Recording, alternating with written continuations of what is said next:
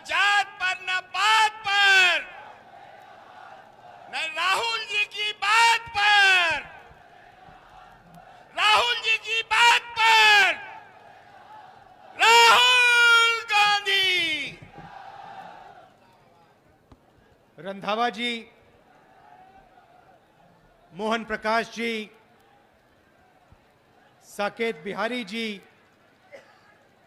दलजीत सिंह चिक्कू जी, शकुंतला खटीक जी, हमारे कैंडिडेट्स रोहित बोरा जी, शोभा रानी जी, संजय जाटव जी, प्रशांत परमार जी, स्टेज पे कांग्रेस पार्टी के सब वरिष्ठ नेता, हमारे प्यारे कार्यकर्ता, भाइयों और बहनों, प्रेस के हमारे मित्रों, आप सबका यहां बहुत बहुत स्वागत, नमस्कार।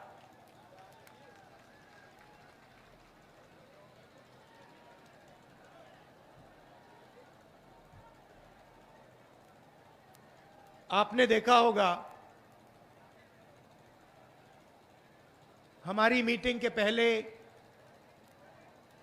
कभी कभी बीजेपी के मीटिंग में भारत माता की जय की जाती है। देखा आपने? जैसे अगर मैं बोलूं भारत माता की, भारत माता की, भारत माता की, तो सब लोग भारत माता की जय करते हैं। मगर ये भारत माता जो है, ये है क्या? ये भारत की जनता है। जब हम भारत माता की जय करते हैं तो हम भारत माता की जनता की जय करते हैं। आपके माता पिता, उनके माता पिता, हम सब की जय करते हैं। सही बात? तो भारत माता में आज सबसे बड़ा सवाल है कि सोने की चिड़िया में किसकी कितनी भागीदारी है। सोने की चिड़िया धन पैदा करती है। सवाल यह है, आज इस देश में धन को कैसे बांटा जा रहा है, किसके हाथ जा रहा है? क्या सचमुच में हिंदुस्तान का धन भारत माता की जनता के हाथ में जा रहा है, या फिर भारत माता का धन चुने हुए लोगों के हाथ में जा रहा है? यह सबसे बड़ा सवाल है। अब हर भाषण में नरेंद्र मोदी कहते थे, भाइयों और बहनों, मैं ओबीसी वर्ग का हूं। आपने सुना? यस, नरेंद्र मोदी को कहते हुए सुना आपने कि मैं ओबीसी का हूं, ओबीसी का हूं, ओबीसी का हूं? सुना है? हां या ना? सुना है। ओबीसी की हिंदुस्तान में क्या आबादी है? कोई बता सकता है? कितने हैं हिंदुस्तान में ओबीसी? देखिए, कोई बता नहीं सकता, किसी को नहीं मालूम कि पिछड़ों की आज हिंदुस्तान में क्या आबादी है। किसी को नहीं मालूम। तो मैंने पार्लियामेंट में कहा कि हम भारत माता की जय करते हैं, मगर भारत माता में किसकी कितनी आबादी है यह किसी को नहीं मालूम। तो मैंने पार्लियामेंट हाउस में जाति जनगणना की मांग की। मैंने कहा कि अगर हमें सचमुच में को भागीदारी देनी है दलितों को, आदिवासियों को, गरीब जनरल कास्ट के लोगों को भागीदारी देनी है तो सबसे पहला कदम जाति जनगणना का है। जिस दिन मैंने यह भाषण किया पार्लियामेंट में, जिस दिन मैंने यह बात बोली, उस दिन के बाद नरेंद्र मोदी जी के भाषण बदल गए। पहले कहते थे मैं ओबीसी हूं। जब मैंने ओबीसी की आबादी का सवाल उठाया, उसके बाद से नरेंद्र मोदी कहते हैं भाइयों और बहनों, हिंदुस्तान में सिर्फ एक जात है, वो है गरीब। वोट लेने के लिए नरेंद्र मोदी ओबीसी, मगर जब ओबीसी को भागीदारी देने का सवाल आया, उनकी सच्ची शक्ति, उनकी आबादी का पता लगाने की बात आई, तो नरेंद्र मोदी कहते हैं देश में ओबीसी है ही नहीं, दलित है ही नहीं, आदिवासी है ही नहीं, जनरल है ही नहीं, सिर्फ एक जात है, वो है गरीब।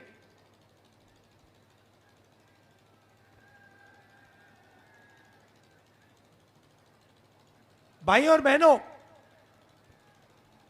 जाति जनगणना से क्या होगा मैं आपको बताता हूं। हिंदुस्तान को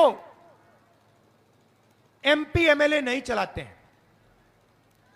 अगर आप सोचते हो कि हिंदुस्तान को एमपी और एमएलए चलाते हैं, गलतफहमी में हो। किसी भी बच्चे से पूछ लो, 10 साल के बच्चे से पूछ लो क्या करना चाहते हो, सारे के सारे कहते हैं हम आईएएस में जाना चाहते हैं। फिर उससे पूछो क्यों जाना चाहते हो, कहते हैं आईएएस के अफसर देश को चलाते हैं। 90 अफसर हिंदुस्तान की सरकार को चलाते हैं। Secretary to government of India, cabinet secretary, ये 90 लोग नरेंद्र मोदी के साथ मिलकर देश को चलाते हैं।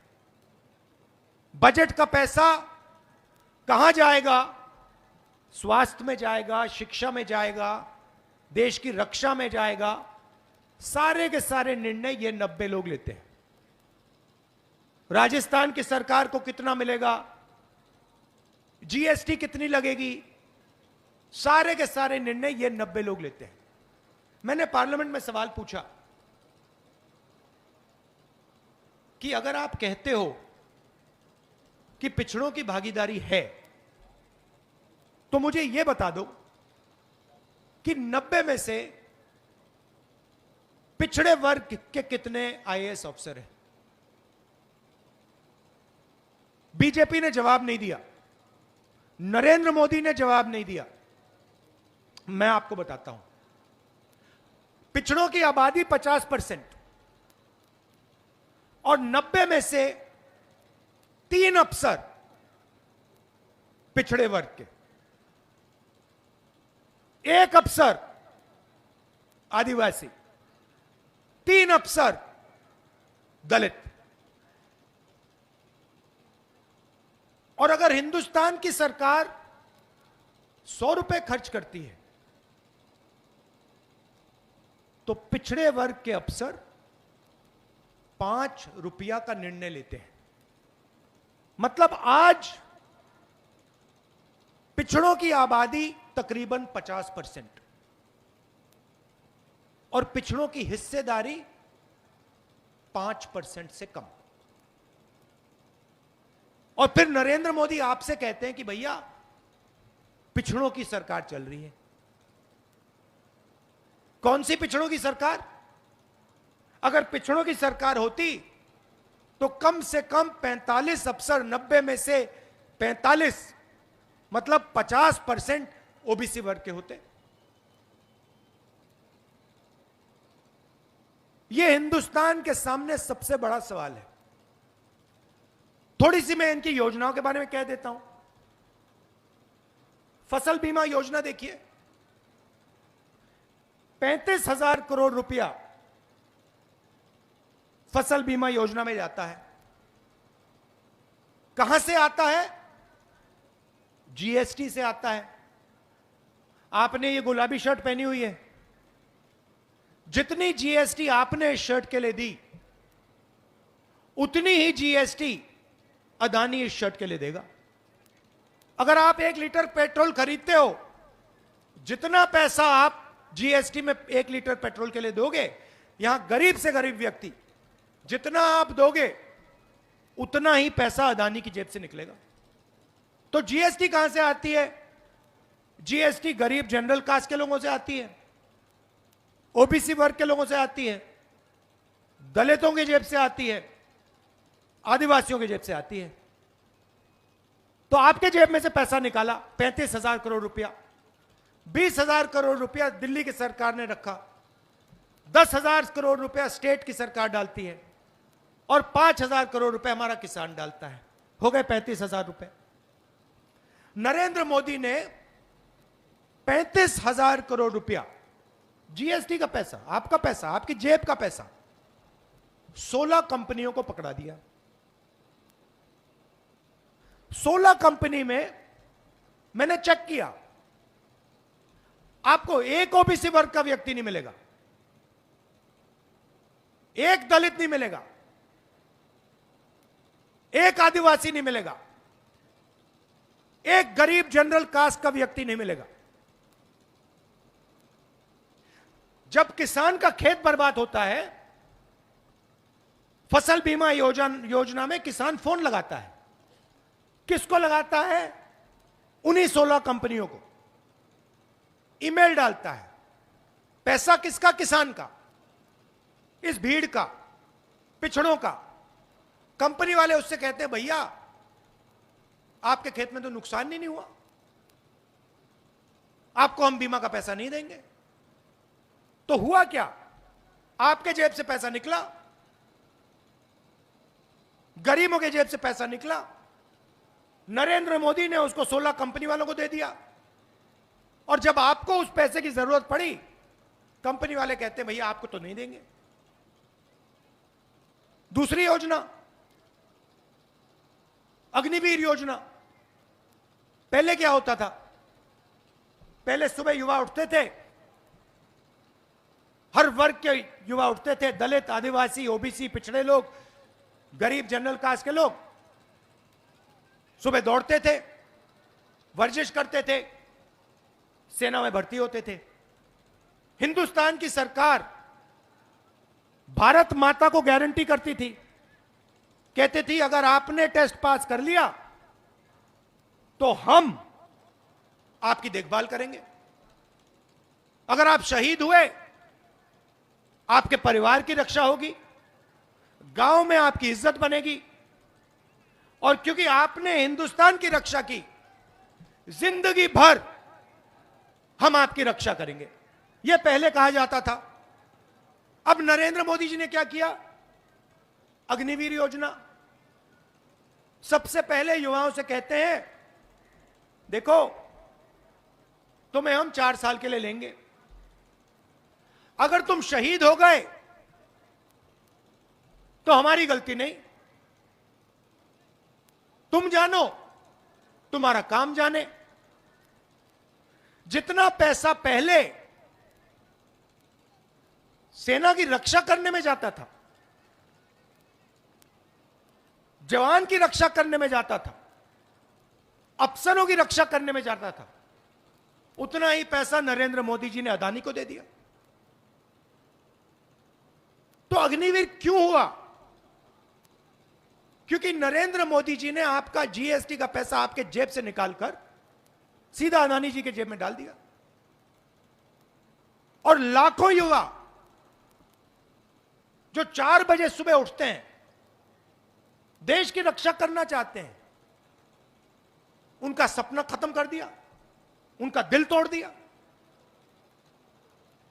देखिए भाइयों और बहनों, जेब कतरे सबसे पहले क्या करते हैं? सबसे पहले 3 लोग आते हैं, अकेला नहीं आता। सबसे पहले क्या होता है? एक बंदा सामने आता है, आपके ध्यान को इधर उधर करता है ना, उल्टी सीधी बात बोल देगा, पीछे से एक और बंदा आता है, वो जेब काट देता है, सही। और तीसरा बंदा देखता है कि अगर जिसका जेब कटा, अगर इसने कोई आवाज की तो उस पर आक्रमण कर दें, उसको डरा दें। ऐसे जेब काटी जाती है। ध्यान इधर उधर करने वाला नरेंद्र मोदी, जेब काटने वाला अदानी, और बाद में लाठी मारने वाला अमित शाह।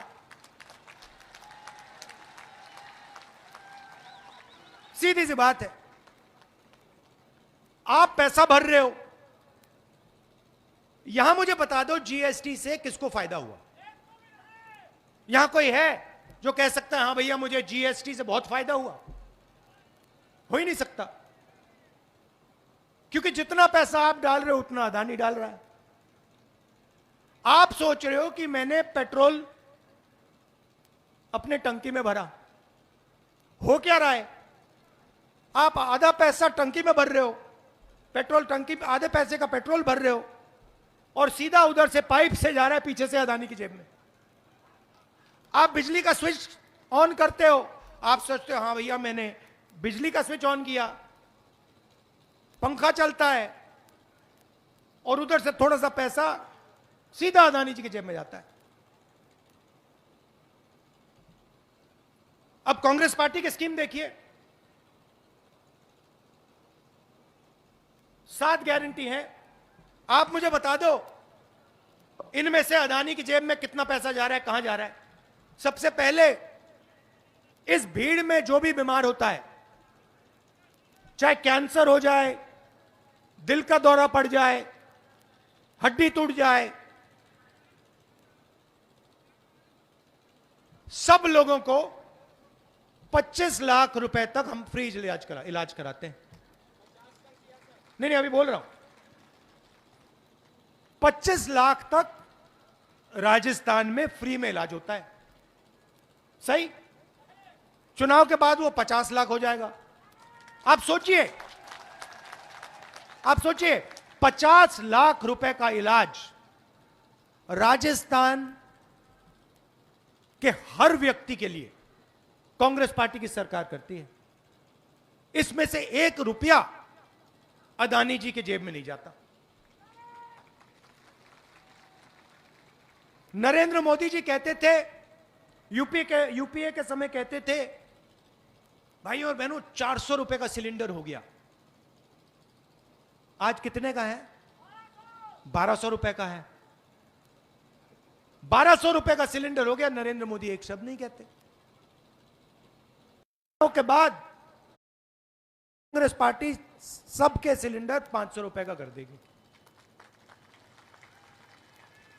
अदानी की जेब में कितना पैसा गया? 0। स्वास्थ्य योजना में 0। हर महिला, घर में एक महिला को कांग्रेस पार्टी सीधा बैंक अकाउंट में साल के 10,000 रुपए डाल देगी। अदानी को कितना पैसा गया? 0। बीजेपी ने, नरेंद्र मोदी ने कहा था कि कनाल, यहां की जो कनाल है उसको मैं नेशनल प्रोजेक्ट बनाऊंगा।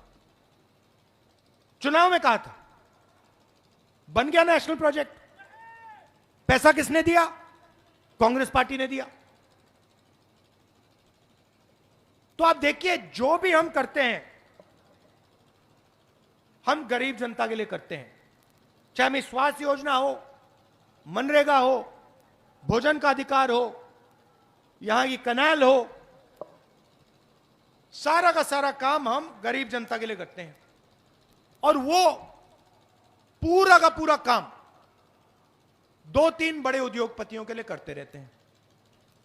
आपको निर्णय लेना है, आप अदानी की सरकार चाहते हो, बीजेपी की सरकार चाहते हो, या आम जनता की, किसानों की, मजदूरों की, छोटे दुकानदारों की, राजस्थान के युवाओं की सरकार चाहते हो।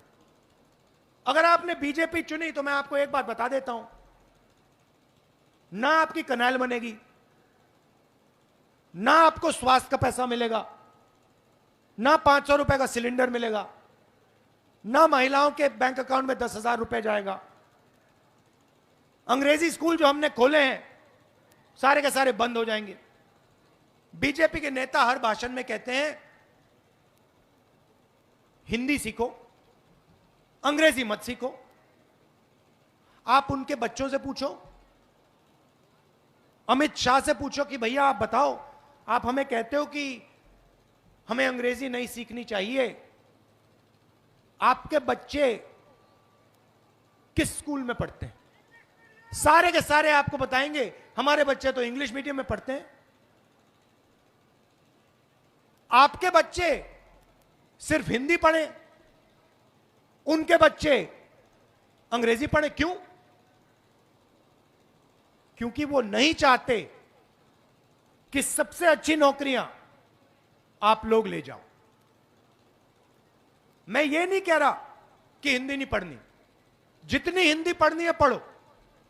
युवाओं से कह रहा हूं जितनी हिंदी पढ़नी है पढ़ो, मगर एक बात याद रखो, राजस्थान में, मध्य प्रदेश में, दिल्ली में काम करना है हिंदी चलेगी, वहां पे किसी से बात करनी है हिंदी चलेगी।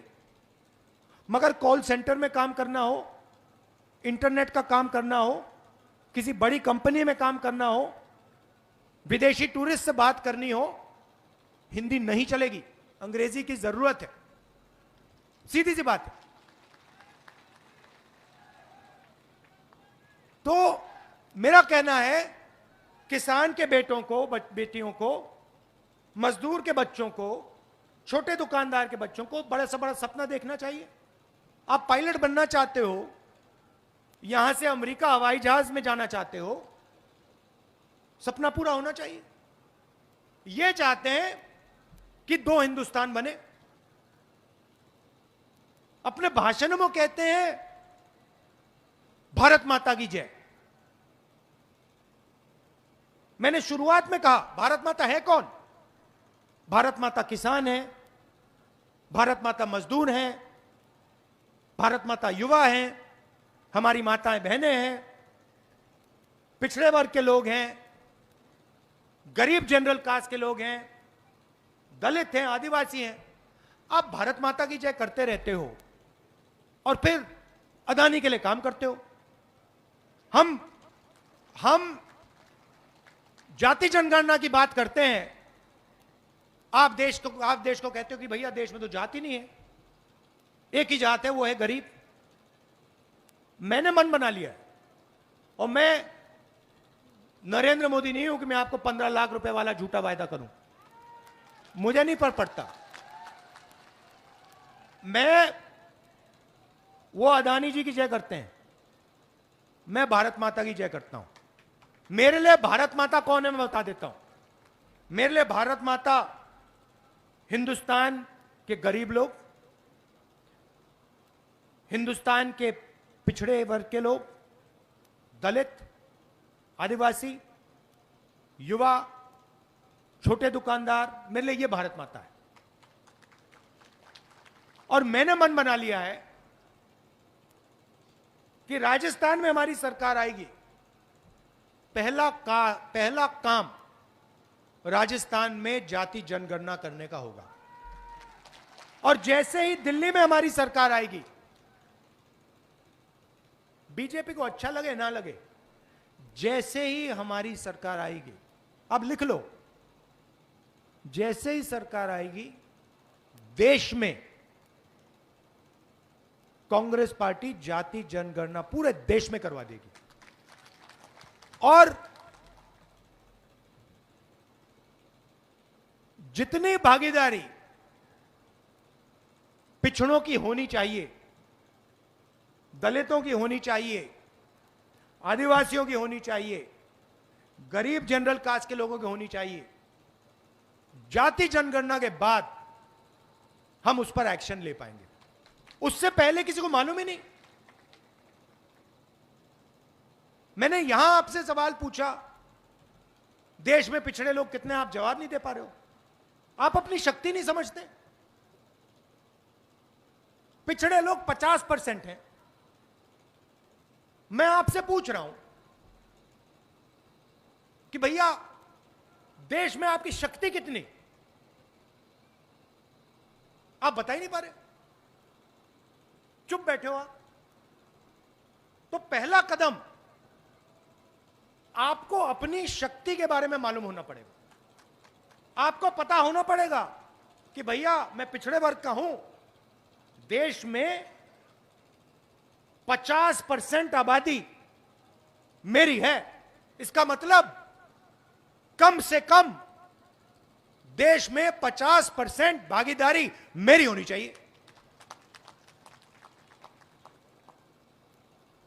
देश के सबसे बड़े उद्योगपतियों की लिस्ट निकालो, 100-200 सबसे बड़े उद्योगपतियों की लिस्ट निकालो, उसमें से मुझे एक पिछड़े वर्ग का, एक दलित, एक आदिवासी दिखा दो, भाषण बंद कर दूंगा। एक नहीं है उसमें। सबसे बड़ी कंपनी अदानी की कंपनी ले लो, अदानी की कंपनी में आपको एक ओबीसी का बंदा नहीं मिलेगा, एक दलित नहीं मिलेगा, एक आदिवासी नहीं मिलेगा। सारे के सारे एयरपोर्ट उसके, सड़कें उसकी, कोयला उसका, खेत का स्टोरेज उसका। 50% आबादी आपकी, उसमें आपका एक आदमी नहीं, और पूरा ड्रामा चल रहा है। नरेंद्र मोदी उसके लिए काम करता है। वो मैंने कहा, शुरुआत में कहा प्रेस के हमारे मित्रों, मगर ये हमारे मित्र नहीं है,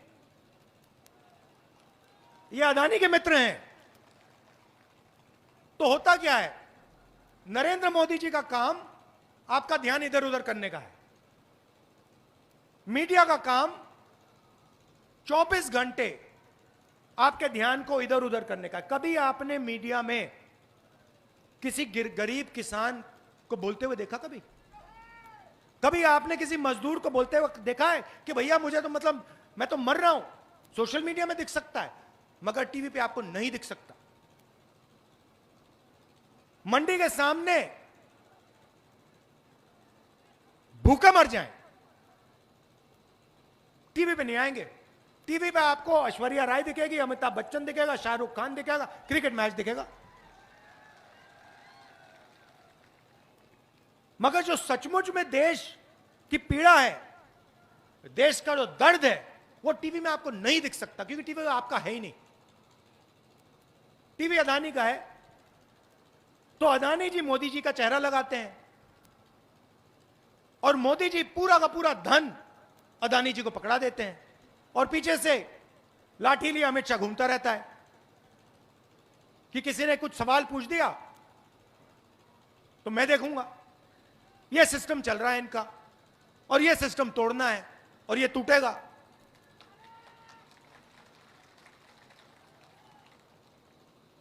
तो यह मैं आपसे कहना चाहता था, राजस्थान में हमारी सरकार ने बहुत अच्छा काम किया है, गरीबों के लिए काम किया है, किसानों के लिए काम किया है। हमारे कैंडिडेट्स यहां हैं, इनका आप पूरा समर्थन कीजिए, भारी बहुमत से इन सबको आप यहां जिताइए। आपने इतने प्यार से मेरी बात सुनी, नफरत के बाजार में मोहब्बत की दुकान आप लोग खोलते हैं, इसके लिए बहुत बहुत धन्यवाद। जय हिंद।